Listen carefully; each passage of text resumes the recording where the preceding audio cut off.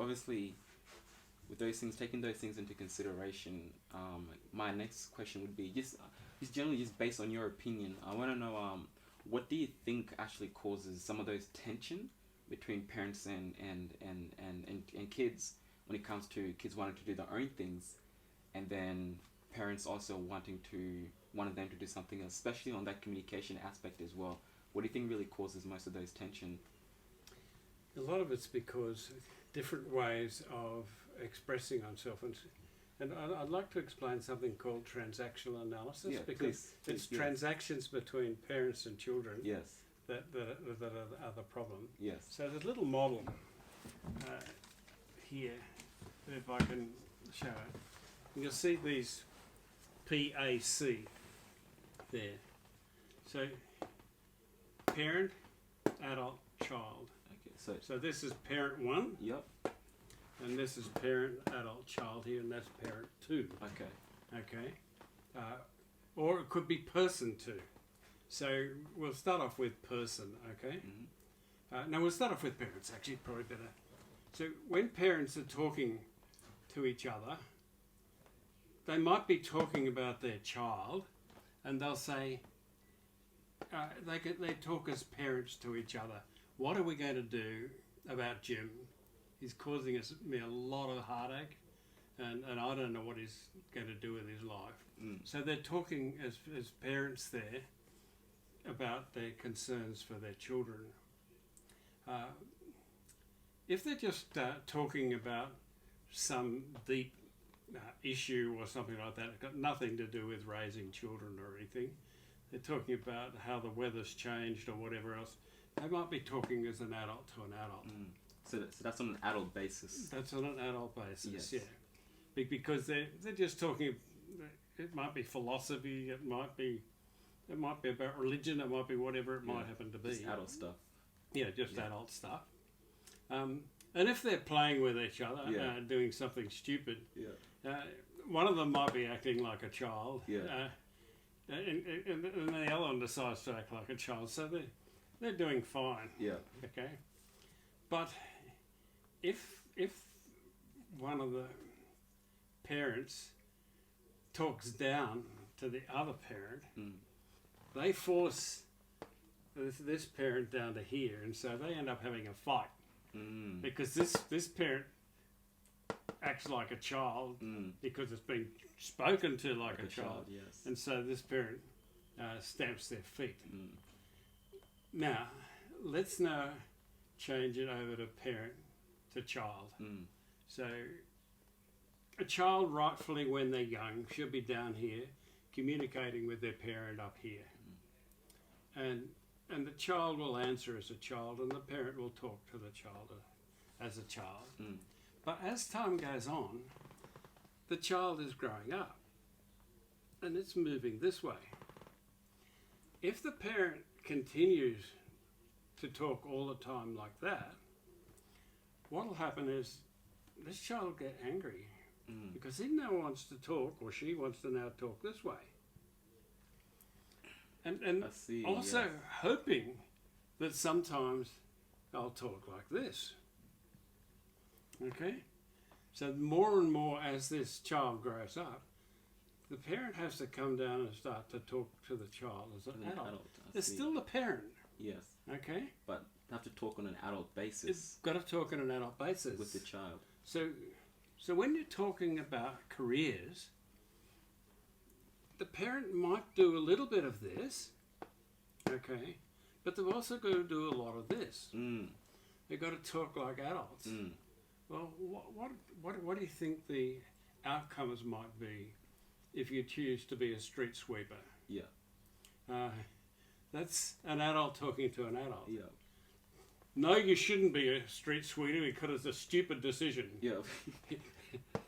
Forcing you down the job. To be a child, yes. But the child wants to relate up here. I see.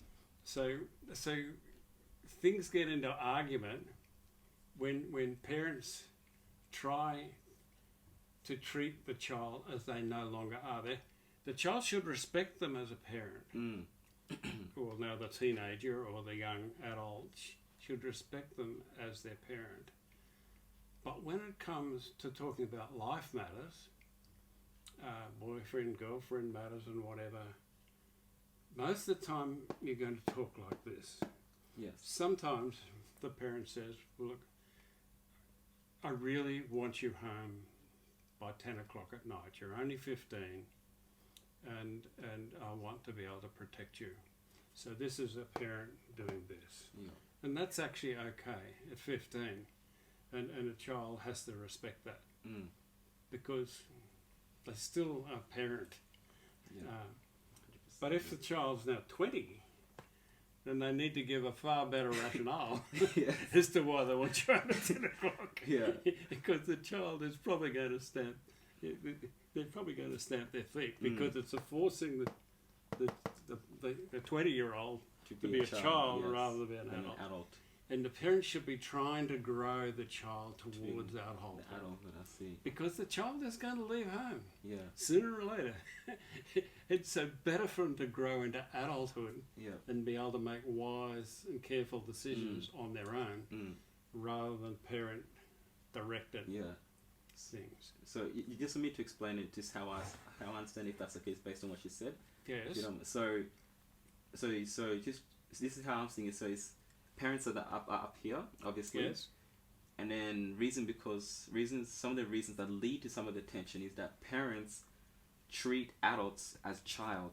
That's right. As children. That's right. Yeah. But whereas children should really, children are really looking to be acknowledged as an adult. Yes. And I guess want to have that basis of communication as an adult, whether it's relationships, what they want to study, or just what they want to do in life. But then parents keep communicating with the authority of the parent and to the child, but talking to an adult on that basis, and that's what the tension leads that's to. Right. Now the child will normally be continually putting pressure. Yeah.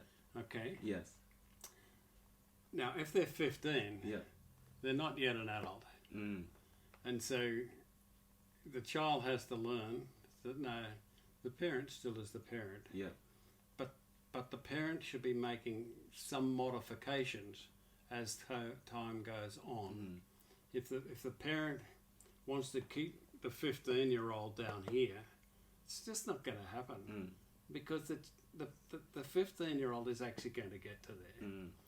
But whether the 15-year-old makes it a nice transition and whether the parent makes it a nice transition, that is where everything goes wrong. Because the child will normally be pushing the boundaries. Yeah. The parents may be putting too many boundaries. Yeah.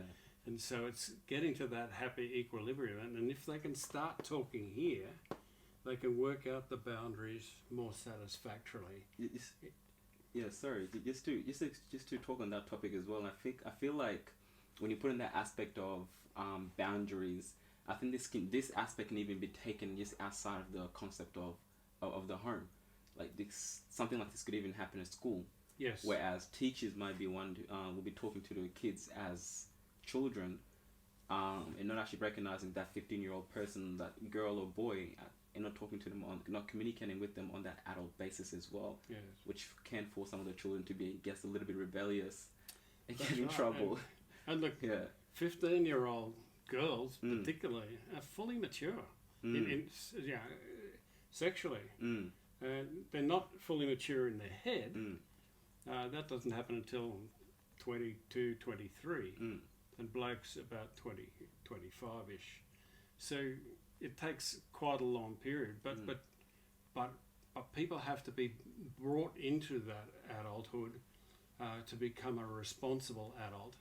And so while they're still going through that transition to actually completely their brain being totally mature, then they need guidance from their parents, but not forcing them to be children. They've got to be helped to develop into adults. I see. So can you put this one away?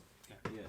What is that fire or that spark inside a kid that makes them go against the parents' wishes and do their own and go after their own visions, compared to a kid who actually just chooses to do what the parents want? So what is the difference between that?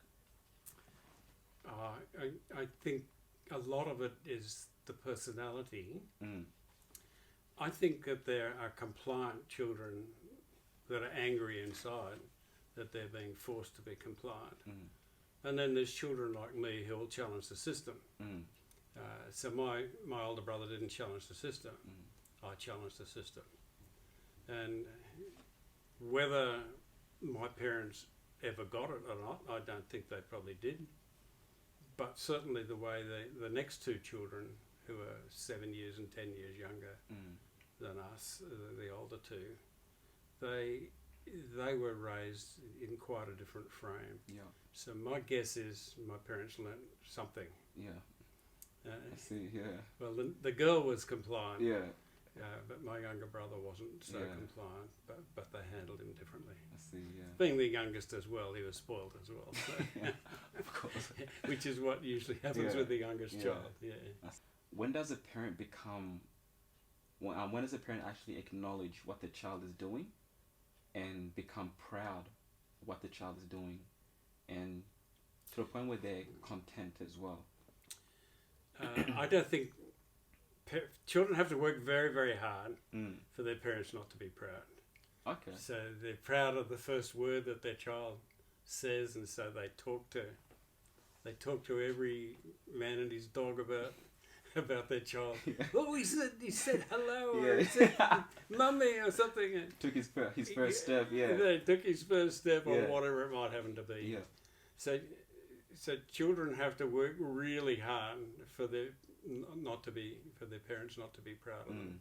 So even when children are going astray, the parents will probably find something that they think. I'm not really quite sure about my own parents. I mean, my father said to my mother, "Oh, Jim will never make anything of his life." Yeah. Yeah. I think he'd more or less given up on me. Yeah. But I see. I think that children do gradually absorb a lot of what their parents are like. So my father had a high integrity. He was a very hard worker, and in his own sort of way, he loved us. His way of loving us was making money to make sure we were secure, because he wasn't secure as a child. That was his love language. Yeah. But I think he really did try and love us as best. Now, he had no father, so he didn't have a model. But somebody helped him to be a bit of a model. Yeah. So as a judge in his scouts, there was a scoutmaster that gave him some fatherly wisdom. Yeah. To parents, what's your advice to them, and how can parents have a peace of mind with their children and just have a bit more of faith and trust in the children, that things may not seem okay as it right now, but let me just try to have some faith that maybe one day my son or my daughter will do amazing things, like what Jim did, for an example, or something like that. Yeah. Look, I think that there's a reassuring passage. It's a proverb, it's not a promise. So the difference between a proverb and a promise is, a promise is this will happen. Proverb says if you do this, it's likely to happen. That's the most likely outcome. And that proverb is, it says, train up a child in the way he'll go or she'll go, and they won't depart from it. So generally speaking, if you lay the right foundation in a child, ultimately the child will follow that foundation and will build a good outcome in their life. My father laid a good foundation.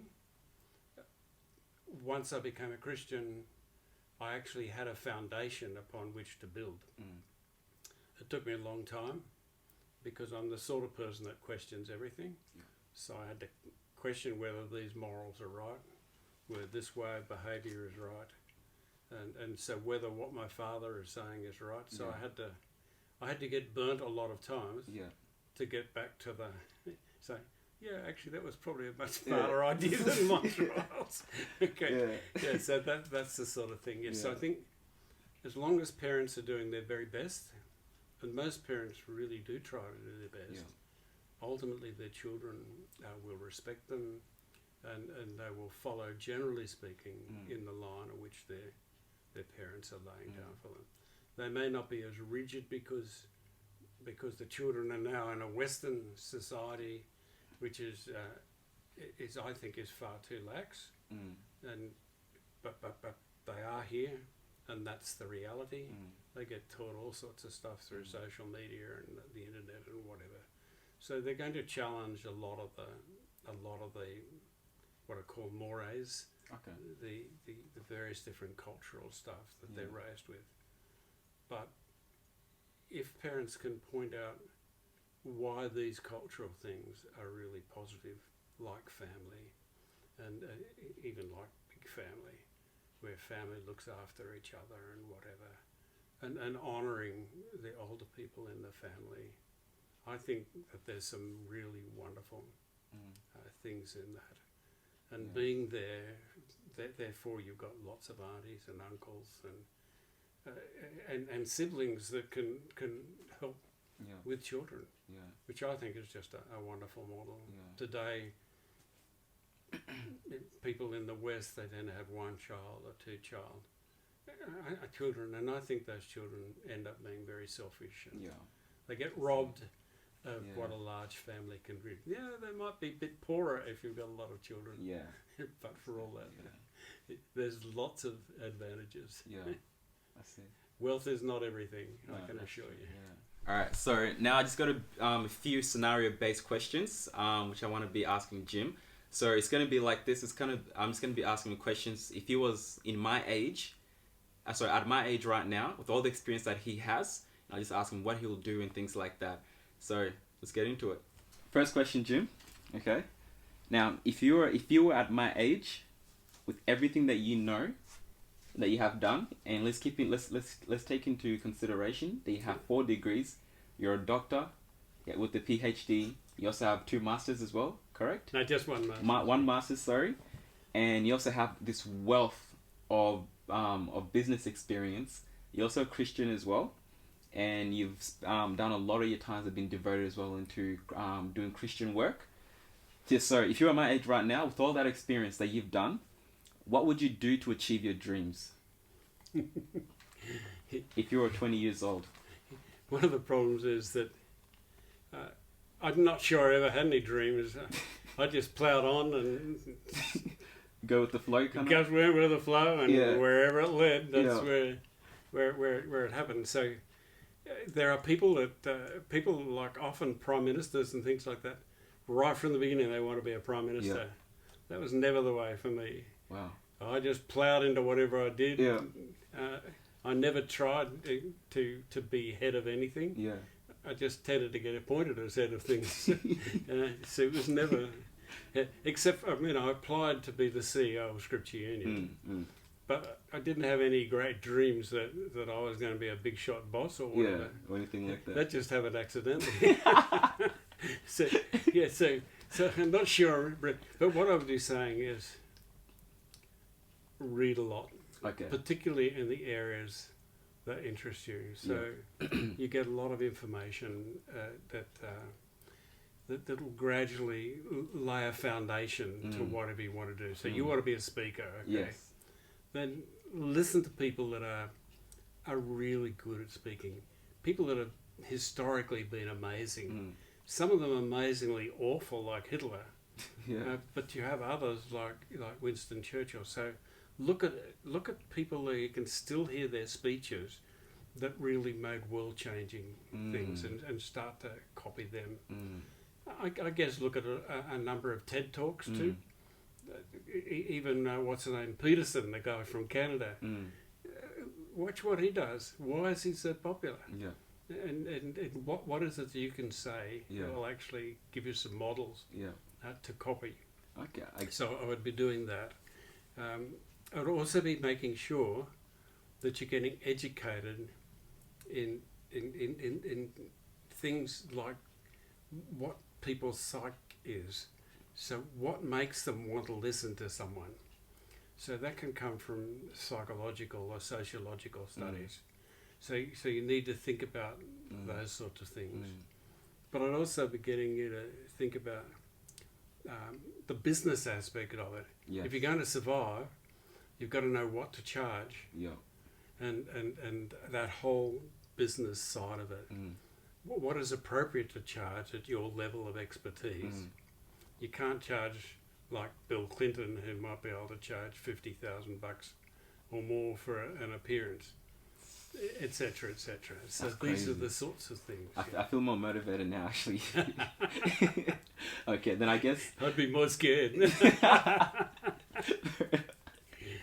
I guess that leads to my next question, which is, what would you have not done if you were 20? So keeping in mind you're 21 years old, and with all this wealth of experience and knowledge, what would you have not done? Well, I probably suppose I could have planned more. Yep. that probably would have been a lot more helpful. Do you reckon that would have changed your situation now, financial wise? Finances have never been something that I've worried too much about. I started investing when I was 15. You know, a lot of people wish they could say that. Yeah, but I The started. money's not a problem. Well, it's just I started to invest when I was 15. I was Really? I was Oh, only wow. in high school. I only Yeah. had $200, Yeah. and I invested in Woolworths shares, and then in those days there was no capital gains tax, so I could Oh, wow. just continually Yeah. be turning over my shares. That's And pretty sweet, actually, yeah. so by the time I finished university, I could buy a house outright in Sydney. So yeah, so that was never of terrible much interest. I just was good at it, and so I'm much more interested in making a difference. So I would have read more about people. I regret not reading more about people that made a difference, and how they developed themselves. So I would have done a lot more of that. So instead of being so much of an activist, stopping a little bit and Actually learning. yeah, I know it sounds a bit stupid, but educating myself. It does when you have a PhD and No, I don't want another PhD, but just educating myself in all these books as well. in the real world a Yeah. little bit more Yeah, than in academia. I see. Yeah. No, that's wonderful. 16 years equivalent full-time university. You don't learn much, really. You really want to learn from people that know what they're doing. 100%. 100%. My next question is, if you were at my age, with everything that you know about being a parent, but you're at my age, right? So you're 21, but you know everything about being a parent based on your experience of actually being a parent. I wish. and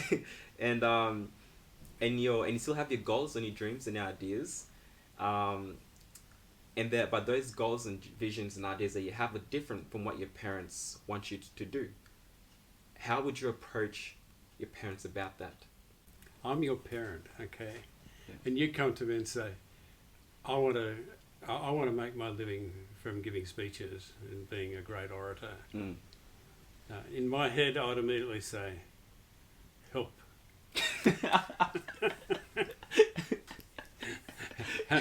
How many people, so this is what's going on there. Yeah. How many people make a success of being a speaker?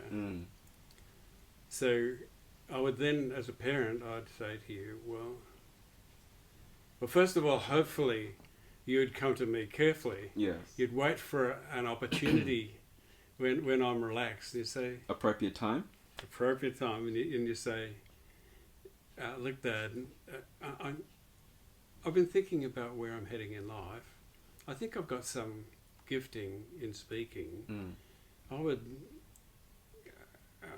like you to consider what about it, and what do you think about it?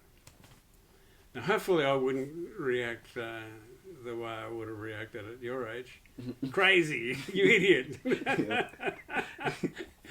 Hopefully, I'd take it on board and I'd say, "Hey, have you thought about the fact that it's pretty hard to make money if you're a speaker, and you would really need to get yourself trained and take lots of opportunities."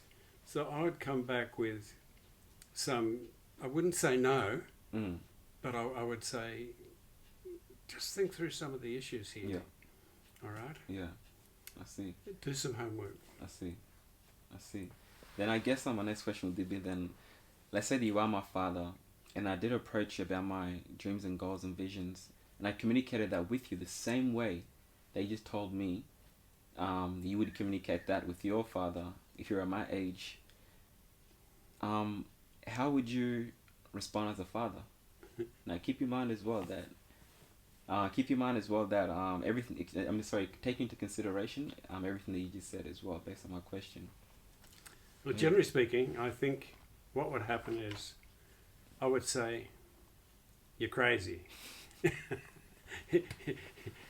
If I was like my father, and then I'd have come back with some hostile reaction, Yeah. and it would have been a bun fight. Okay. Yeah. So I think that as a parent, I have to learn how to go with my kids' desires, not to dictate to them, but to also help them to think through the issues. And I think that a child needs to learn how to approach their parents with their crazy ideas. Okay, if they say, "Oh, I want to be a doctor," well, it might be a crazy idea because you've never passed an exam in your life.